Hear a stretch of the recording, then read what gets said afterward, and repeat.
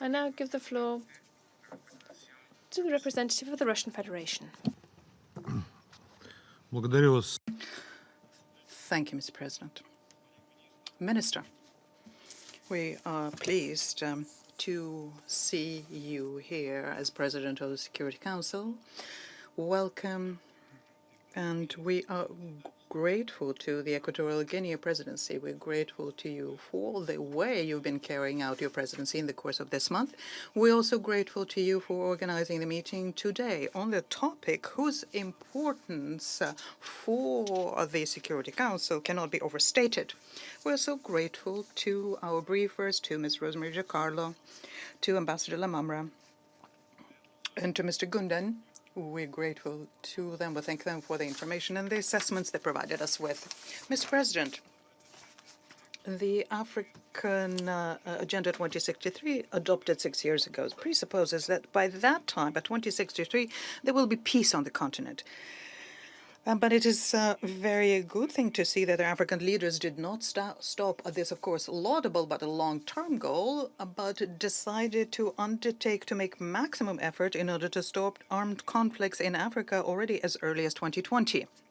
Of course, implementing this ambitious goal is something that a whole slew of difficult problems is impeding, and they themselves are the reason for the long-term lack of stability on the continent. The resolution, which was adopted upon the initiative of Equatorial Guinea, focuses our attention on many of them.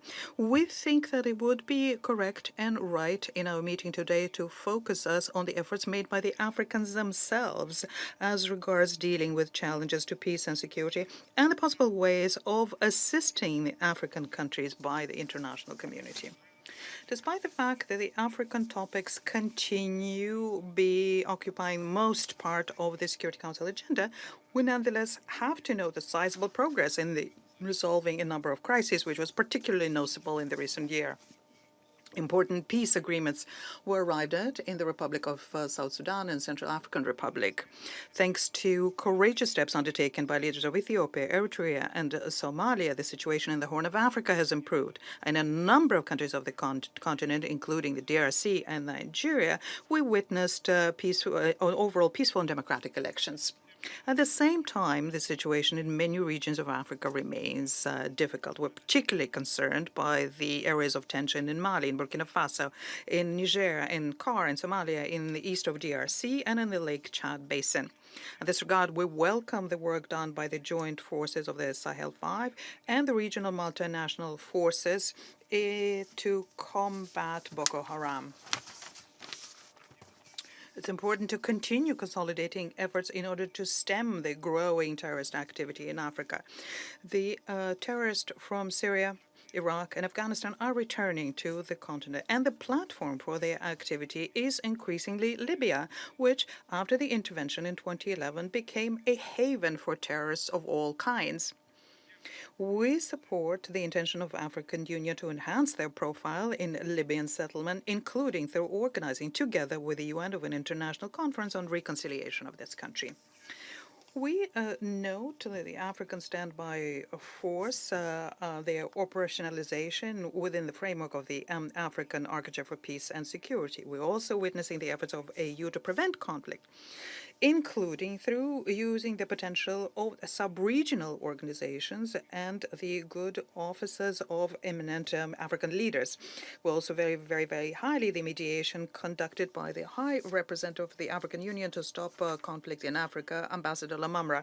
And we expect that the recent African Union Center on Post-Conflict Recovery and Development will work productively.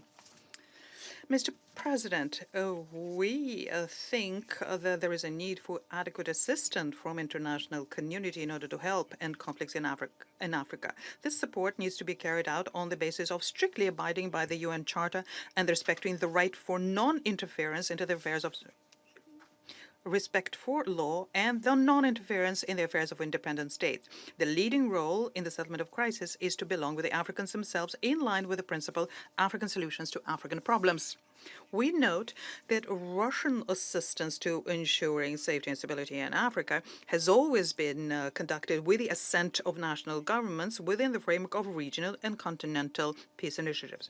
In order to create own anti-crisis forces within the State of Africa, we will continue multilateral programs of training military and law enforcement, and also using the Russian specialized institutions in order to train African peacekeepers.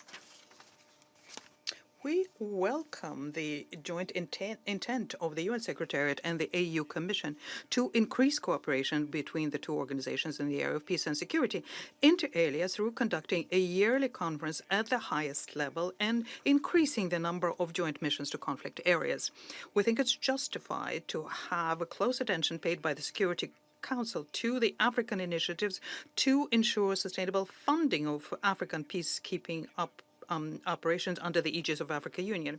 We note progress in replenishing the Peace Fund of the African Union. This confirms the determination of African leaders to take it upon themselves to support part of the budget of African peacekeeping missions. Ensuring stability in Africa is closely linked with the solution of the uppermost socioeconomic issues facing the continent. This was mentioned already.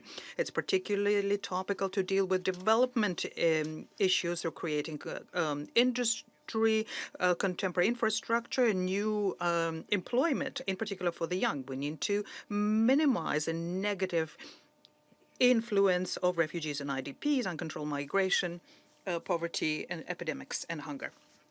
All of this requires that the governance be more effective, and it requires preparing qualified professionals in various areas. In this regard, Russia intends to continue helping preparing specialists from African countries by providing state fellowships in order to receive education in Russian institutions of learning.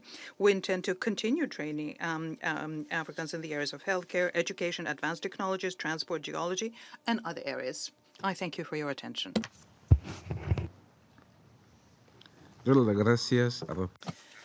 I thank the representative of the Russian Federation for his statement.